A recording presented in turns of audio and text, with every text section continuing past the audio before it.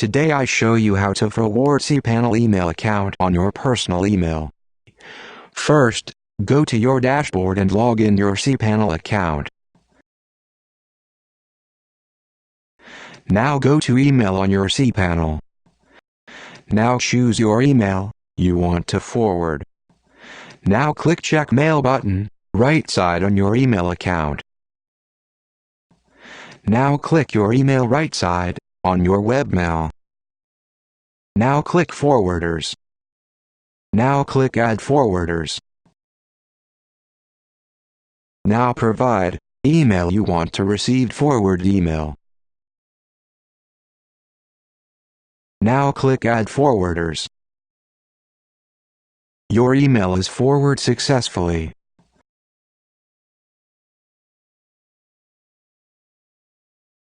Now you can receive your all business email on your personal email address.